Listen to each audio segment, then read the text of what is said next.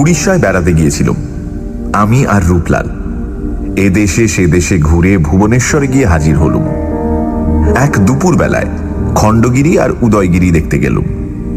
যাওয়ার সময় পান্ডা সাবধান করে দিলে আমরা যেন সন্ধে হওয়ার আগেই ফিরে আসি, কারণ খণ্ডগিরিতে নাকি নরখাদক বাঘের ভীষণ উপদ্রব হয়েছে। বাঘের কবলে পড়ে 1 মাসের মধ্যে 5 জনের প্রাণ গেছে। এই কথা শুনে ভয় পেলাম না, কারণ আমাদের সঙ্গে বন্দুক ছিল। খণ্ডগিরি আর উদয়গিরি দেখতে দেখতে বেলা পড়ে গেল, এবং বেলা পড়ে আসার সঙ্গে সঙ্গেই সারা আকাশ কালো করে শুরু হলো ঝড় আর বৃষ্টি। তাড়াতাড়ি ছুটে এসে ডাকবাংলোর ভেতরে আশ্রয় নিলাম। বিকেল গেল, সন্ধে উতরে গেল, কিন্তু সে ঝড় বৃষ্টি তবু থামল না। বাংলোর বেয়ারা এসে বললে, বাবু, আজ আপনারা এখান থেকে যাবেন কেমন করে? রূপলাল বললে, কেন, যেমন করে এসেছি তেমনি করেই ফিরে যাব, অর্থাৎ 2 পায়ে ভর দিয়ে। বেয়ারা ঘাড় নেড়ে বললে, আজ আর তা পারবেন না, একেই ঝড় জল, তার উপরে শুনেছেন তো। আমি বললাম, হ্যাঁ, বাঘের উপদ্রবের কথা বলছো তো? শুনেছি। বেয়ারা বললে, খালি বাঘ নয়, পেতনির ভয়ও আছে। রূপলাল বললে, তাহলে আজ আমরা এই বাংলোতেই রাত কাটাবো। জীবনে কখনো পেতনি দেখিনি, আজ তাকে দেখব। আর যদি পছন্দ হয় তাহলে পেতনিটিকে বিয়ে করে দেশে ফিরবো। বেয়ারা বললে, বাবু, আপনি জানেন না তাই ঠাট্টা করছেন। বেশ, আপনারা তাহলে আজ এখানে থাকবেন তো? আমরা বললাম, হ্যাঁ। বেয়ারা বলল, তাইলে আপনাদের জন্য রান্না বান্নার আয়োজন করি গিয়ে। এই বলে সে চলে গেল। রাত হলো, বৃষ্টি এখনো ঝরছে, ঝড় এখনো গর্জন করছে। রাতে খেতে বসেছি, এমন সময় বাংলোর দরজায় ঘন ঘন করাঘাত হতে লাগলো। আশ্চর্য হয়ে ভাবতে লাগলাম, এমন জায়গায় এই দুর্যোগে দরজা ঠেলে কে? বেয়ারা চেঁচিয়ে জিজ্ঞাসা করলো, কে? বাইরে থেকে ভীত কাতর নারী কণ্ঠে সাড়া এলো, শিগগির দরজা খুলে দাও, নইলে প্রাণে মারা গেল। উড়ে বেয়ারাটা সেইখানে দাঁড়িয়ে ভয় ঠক ঠক করে কাঁপতে লাগলো। আমি বললাম, অমন করছো কেন? আরে যাও, দরজা খুলে দাও। বেয়ারা 1 পাও নড়ল না, সেইখানে দাঁড়িয়ে তেমনি করেই কাঁপতে লাগলো। রূপলাল তার ভয় দেখে হাসতে হাসতে দরজার দিকে এগিয়ে গেল। বেয়ারা ছুটে গিয়ে দরজায় পিঠ করে দাঁড়িয়ে মিনতি করে বলল, পায়ে পড়ি বাবু, দরজা খুলবেন না বাবু, ও মানুষ নয়। রূপলাল বলল, বলেছি তো আমি পেতনি বিয়ে করতে চাই। ও মানুষ না হলেই আমি বেশি খুশি হব। বাইরে থেকে আবার আর্তস্বর শোনা গেল, বাঘ, বাঘ, রক্ষা করো, রক্ষা করো। রূপলাল আর বাধা মানল না। বেয়ারাকে 1 ধাক্কায় সরিয়ে দিয়ে 1 টানে সে দরজার খিলটা খুলে দিল। একটা ঝোড়ো হাওয়ার সঙ্গে দরজা ঠেলে তাড়াতাড়ি ভেতরে প্রবেশ করল একটি স্ত্রী মূর্তি। তাকে ভালো করে দেখবার আগেই বাতাসের ঝাপটে ঘরের আলোটা গেল নিভে। বেয়ারা হাউ মাউ করে চেঁচিয়ে কেঁদে উঠল। সেই অন্ধকার রাত, সেই ঝড় বৃষ্টির হুলস্থুল, সেই পার্বত্য অরণ্যের ঘন ঘন দীর্ঘশ্বাস, সেই অভাবিত ও অজানা নারী মূর্তির আকস্মিক আবির্ভাব এবং আলোহীন ঘরের ভেতরে বেয়ারার সেই কান্না, এই সমস্ত মিলে চারিদিকে কেমন একটা ছমছমে অস্বাভাবিক ভাব সৃষ্টি করল। আমি ব্যস্ত হয়ে বললাম, রূপলাল, শিগগির দরজাটা বন্ধ করো, আমি আবার আলোটা জ্বেলে নিই। রূপলাল দরজায় খিল তুলে দিল। আমি আলোটা জ্বাললাম। কৌতূহলী চোখে ফিরে দেখলাম ঘরের কোণে দাঁড়িয়ে একটি অসীম রূপসী মেয়ে ভয়ে ঠকঠক করে কাঁপছে। তার এলোমেলো চুলগুলো এলিয়ে মুখ, কাঁধ ও বুকের ওপর এসে পড়েছে এবং তার সর্বাঙ্গ বৃষ্টির জলে ভিজে গেছে। মেয়েটির বয়স হবে 18 কি 19।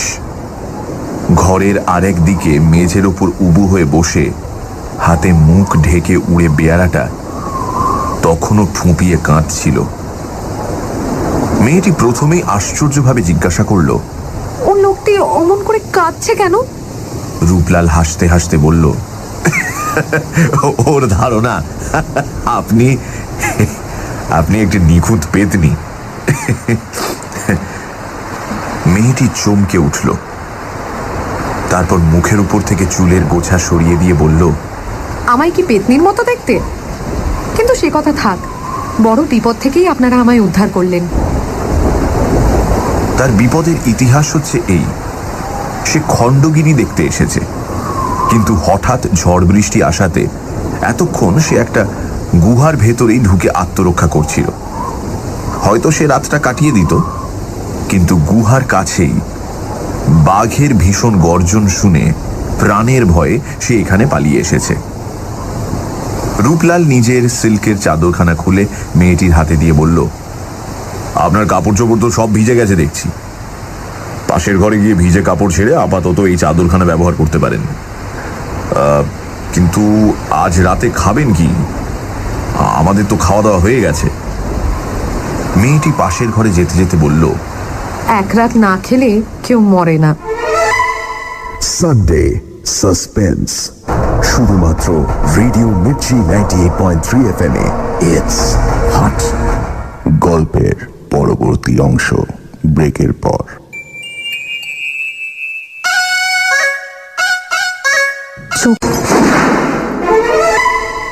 সানডে সাসপেন্স, শুধুমাত্র রেডিও মির্চি 98.3 FM এ। It's hot.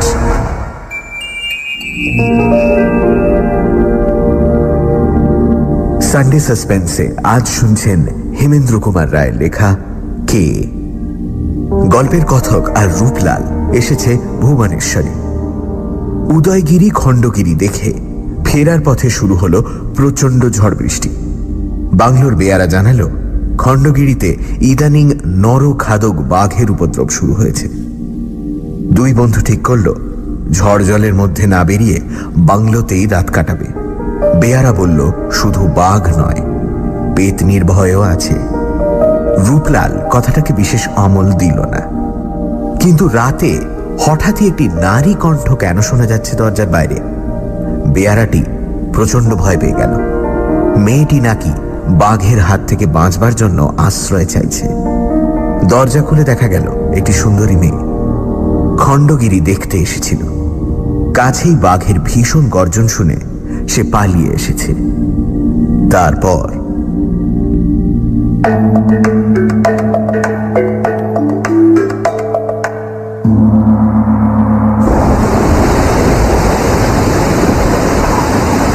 আমি ও রূপলাল আলোর শিখাটা খুব কমিয়ে দিয়ে শুয়ে পড়লাম।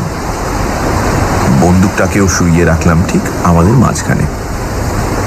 শুয়ে শুয়ে শুনতে লাগলাম বন জঙ্গলের ওপরে পাহাড়ের বৃষ্টির অশ্রান্ত শব্দ। রূপলাল আমার কানের কাছে মুখ এনে বলল, আচ্ছা ভাই, ওই মেয়েটির ইতিহাস কি তোমার কাছে একটু উদ্ভট বলে মনে হলো না? আমি বললাম, কেন? রূপলাল বলল, ও মেয়েটি কে? ওর কি কোনো অভিভাবক নেই? অত বড় মেয়েকে কি কেউ একলা এই বিদেশে ছেড়ে দেয়? ওর মাথায় সিঁদুর নেই, গায়েও একখানা গয়না নেই। সবই যেন কেমন রহস্যময়। আমি পাশ ফিরে শুয়ে বললাম,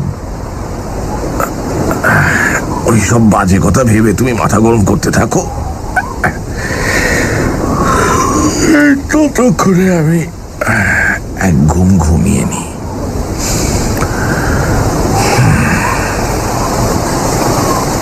আমার যখন বেশ তন্দ্রা এসেছে তখন শুনলাম রূপলাল আপন মনে বলছে, অমন সুন্দরী মেয়ে, কিন্তু তার চোখ দুটো কি তীক্ষ্ণ। ওর চোখ দুটো যেন ওর নিজের চোখ নয়, যেন কোনো হিংস্র জন্তুর চোখ। কতক্ষণ ঘুমিয়েছিলাম জানি না, হঠাৎ কি একটা অস্বস্তির ভাব নিয়ে আমি ধর্মড় করে জেগে উঠলাম। তারপর চোখ খুলেই যে দৃশ্য দেখলাম, সারা জীবনে কোনোদিন তা ভুলতে পারবো না। এই ঘর থেকে পাশের ঘরে যাবার দরজার দিকে পিছন করে মাটির উপরে স্থিরভাবে বসে আছে প্রকাণ্ড একটা বাঘ। আমার বুকের গতি হঠাৎ যেন থেমে গেল। অত্যন্ত আড়ষ্টভাবে স্তম্ভিত চোখে বাঘটার দিকে তাকিয়ে রইলাম, আর সেও তাকিয়ে রইল আমার দিকে। এইভাবে কিছুক্ষণ কেটে গেল। ইতিমধ্যে অল্পে অল্পে হাত সরিয়ে পাশের বন্দুকটা আমি চেপে ধরলাম। বাঘটা আস্তে আস্তে উঠে দাঁড়ালো, তারপর হঠাৎ হেঁট হয়ে পড়ল লাফ মারবার জন্য। চোখের নিমেষে আমিও বন্দুকটা নিয়ে উঠে বসলাম এবং তাকে লক্ষ্য করে গুলি ছুড়লাম। একটা উল্টো ডিগবাজি খেয়ে বাঘটা পাশের ঘরে গিয়ে পড়ে অন্ধকারে মিলিয়ে গেল। সঙ্গে সঙ্গে স্ত্রী কণ্ঠে বারবার ভীষণ আর্তনাদ। দড়াম করে একটা দরজা খোলার শব্দ, দ্রুত পায়ের আওয়াজ, তারপর সব আবার স্তব্ধ। বন্দুক হাতে করে অভিভূতের মতো বিছানার উপর বসে রইলাম। রূপলাল জেগে বিছানার উপর থেকে নিচে লাফিয়ে পড়ে উদ্ভ্রান্তের মতো বলে উঠল, কে চেঁচালো অমন করে? হ্যাঁ, কে বন্দুক ছুড়ল কে? আমি বললাম, বাঘ বাঘ বাঘ, এখন ও ঘরে গিয়ে ঢুকেছে, সেই মেয়েটি চিৎকার করছে।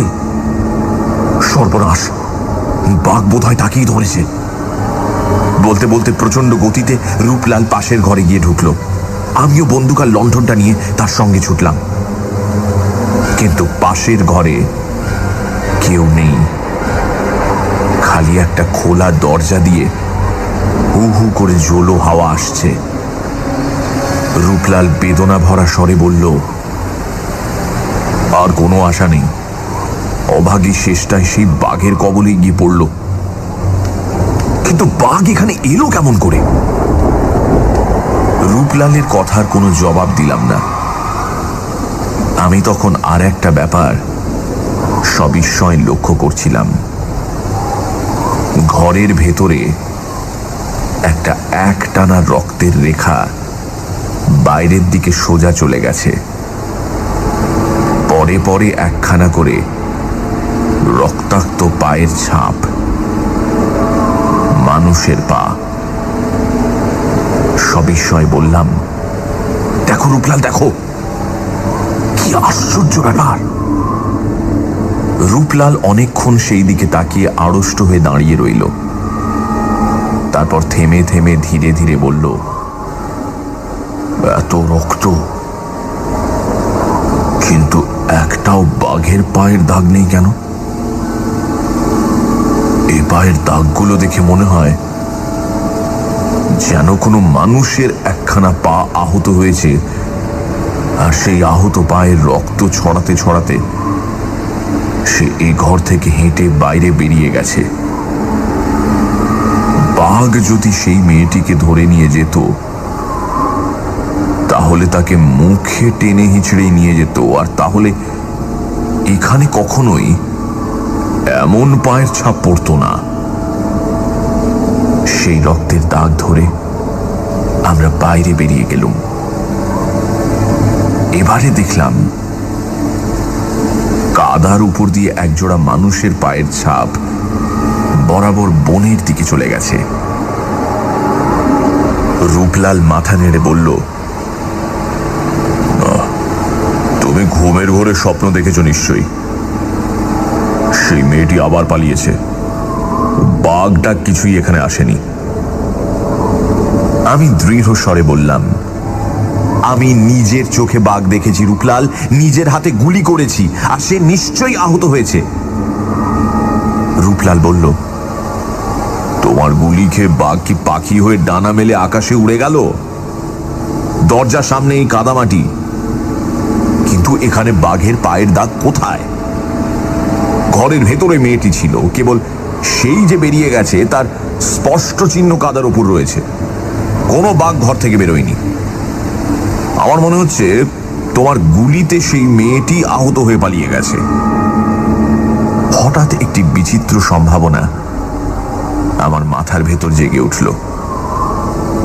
তাড়াতাড়ি রূপলালকে টানতে টানতে আবার ঘরের ভেতর এনে সজোরে দরজাটা বন্ধ করে দিয়ে সভয়ে আমি বললাম, রূপলাল, পৃথিবীর সব দেশের লোকেরই একটা বিশ্বাস আছে কোনো কোনো বাঘ নাকি আসলে বাঘ নয়।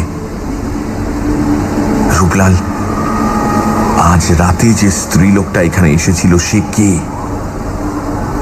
গুলি করলাম বাঘকে, চিৎকার করলো একটা স্ত্রীলোক। এর মানে কি? সে কে? হ্যাঁ, সে কে? রূপলাল অবাক হয়ে আমার মুখের পানে তাকিয়ে রইল। অনেকক্ষণ পরে সে বলল, তুমি কি বলতে চাও? তাহলে ওই উড়ে বেয়ারাটার কথাই সত্যি?